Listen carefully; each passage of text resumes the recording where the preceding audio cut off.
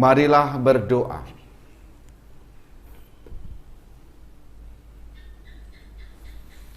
Allah Bapa, sumber kebenaran dan cinta kasih, Engkau sudah memenuhi Santo Pius ke-10 dengan kebijaksanaan surgawi dan keteguhan para rasul. Ia menjaga iman yang benar dan mempersatukan dan memperbaharui segalanya dalam Kristus. Semoga kami menuruti ajaran dan teladannya dan memperoleh ganjaran abadi. Demi Yesus Kristus Putramu yang hidup dan bersatu dengan Dikau dan Roh Kudus, Allah sepanjang masa. Amin. Pembacaan dari kitab Yehezkiel.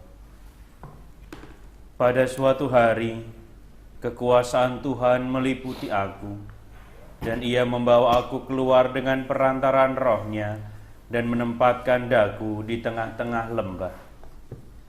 Lembah itu penuh dengan tulang-tulang. Ia membawa aku berkeliling melihat tulang-tulang itu. Sungguh amat banyaklah tulang-tulang itu berserakan. Semuanya amat kering. Lalu Tuhan bersabda kepadaku, "Hai anak manusia, dapatkah tulang-tulang itu dihidupkan kembali?" Aku menjawab, "Ya Tuhan Allah, Engkaulah yang tahu." Lalu Ia bersabda kepadaku, "Bernubuatlah tentang tulang-tulang itu dan katakanlah kepadanya, hai tulang-tulang kering, dengarkanlah sabda Tuhan. Beginilah sabda Tuhan Allah kepada tulang-tulang itu.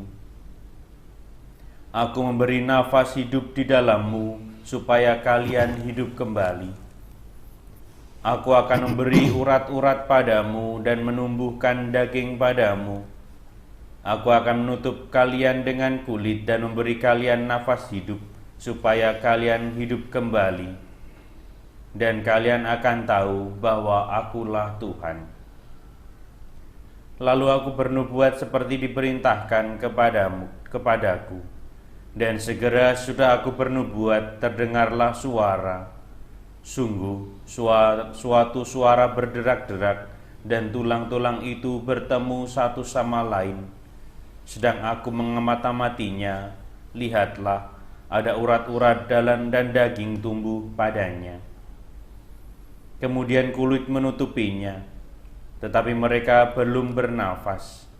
Maka Tuhan bersabda kepadaku, "Bernubuatlah kepada nafas hidup, bernubuatlah, hai anak manusia.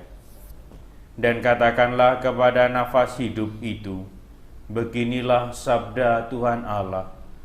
Hai nafas hidup, datanglah dari 4 penjuru angin, dan berembuslah ke dalam orang-orang yang terbunuh ini, supaya mereka hidup kembali." Lalu aku bernubuat seperti diperintahkan Tuhan kepadaku, dan nafas hidup itu memasuki mereka, sehingga mereka semua hidup kembali. Mereka tegak berdiri seperti pasukan tentara yang sangat besar. Kemudian Tuhan bersabda kepadaku, "Hai anak manusia, tulang-tulang itu ialah seluruh kaum Israel. Sungguh mereka sendiri berkata, tulang-tulang kami sudah menjadi kering, dan harapan kami sudah lenyap, kami sudah hilang." Maka bernubuatlah dan katakanlah kepada mereka, beginilah sabda Tuhan Allah. Sungguh, aku akan membuka kubur-kuburmu dan membangkitkan kalian dari dalamnya, hai umatku. Dan aku akan membawa kalian ke tanah Israel, dan kalian akan mengetahui bahwa Akulah Tuhan, pada saat aku membuka kubur-kuburmu dan membangkitkan kalian dari dalamnya. Aku akan memberikan Roh-Ku ke dalam kalian, sehingga kalian hidup kembali, dan aku akan menempatkan kalian di tanahmu.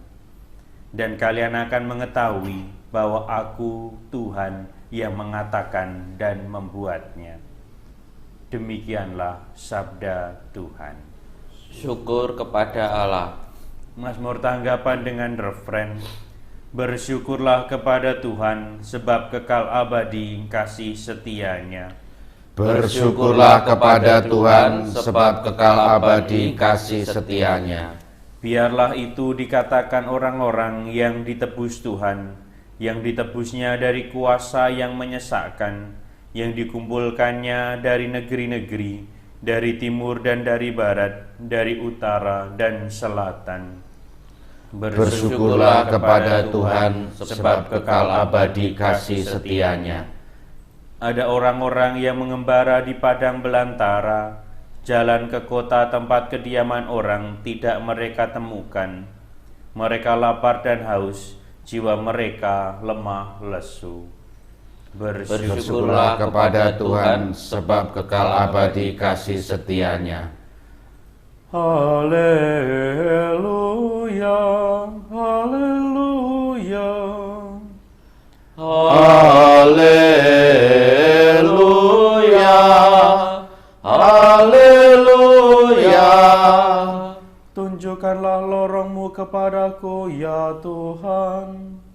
Bimbinglah aku menurut sabdamu. Haleluya, haleluya. Tuhan sertamu Dan sertamu juga.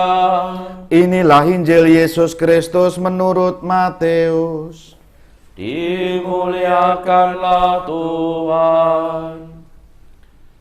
Ketika orang-orang Farisi mendengar bahwa Yesus telah membungkam orang-orang Saduki, berkumpullah mereka. Seorang di antaranya, seorang ahli Taurat, bertanya kepada Yesus hendak mencobai dia. Guru, hukum manakah yang terbesar dalam hukum Taurat?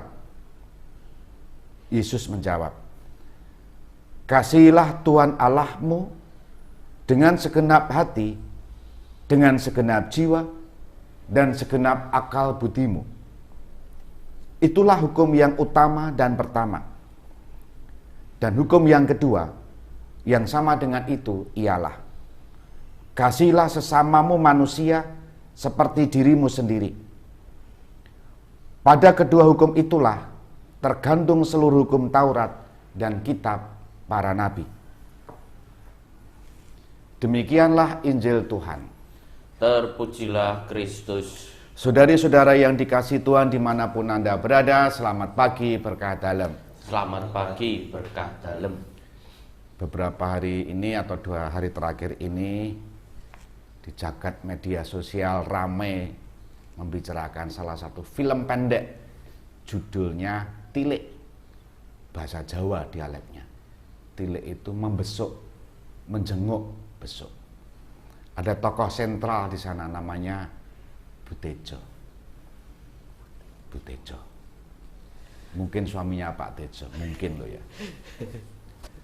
Yang menarik adalah banyak orang yang menilai atau memberikan komentar itu persis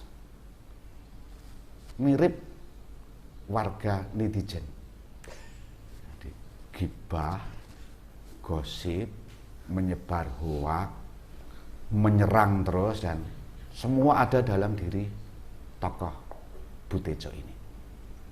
Nah, boleh menonton atau tidak silakan. Kalau saya sudah menonton ya, menarik memang. Ini gambaran orang Indonesia kalau ibu-ibu kumpul itu ya seperti itu. Hanya belum diciptakan bapak-bapak kumpul isinya apa-apa kan, gosip juga. Nah, dari film itu saya merasa begini ya, orang yang begitu ekstrim, mau ngerasani tapi tidak mau dirasani, mau menyebarkan berita hoax tapi tidak mau kalau diciptakan berita hoax tentangnya. Hari ini kita diingatkan, hukum yang paling utama adalah kasihilah Tuhan Allahmu dengan segenap hati, segenap jiwa, dan segenap akal budimu. Kalau orang sungguh mengasihi Allah, mencintai Allah dengan cara seperti itu tadi, segenap hati, segenap jiwa, segenap akal budi, maka akan mengalirlah rasa kasih juga terhadap sesama. Gambaran Allah yang baik, Allah yang dicintai, akan memunculkan rasa kasih pula terhadap sesama. Nah, pesan Injil hari ini menjadi pesan yang sentral, utama bagi hidup kita sebagai pengikut Kristus. Kita diajak, diingatkan untuk mengasihi Tuhan dalam diri sesama. Kalau kita susah untuk mengasihi sesama, terutama kalau kita memang sedang membenci, sedang terlukai, setidak-tidaknya, sekurang-kurangnya, kita menahan diri untuk tidak membuat kejahatan bagi sesama, tidak merancang kejahatan bagi sesama. Kisah yang tadi saya sebut di awal, gambaran yang begitu julid ya. Kelihatannya ada kecenderungan puas kalau orang lain itu disakiti, orang lain itu tertindas. Nah, pertanyaannya adalah, apakah gambaran itu juga ada dalam diri kita? Apakah figur itu cerminan diri kita? Pertanyaannya lagi adalah, bagaimana kasih itu ditunjukkan secara konkret bagi sesama kita? Kalau kita tidak bisa mengasihi, setidak-tidaknya jangan pernah kita membuat kejahatan bagi orang lain. Dimuliakanlah Yesus yang dulu hidup, sekarang dan selama-lamanya. Amin.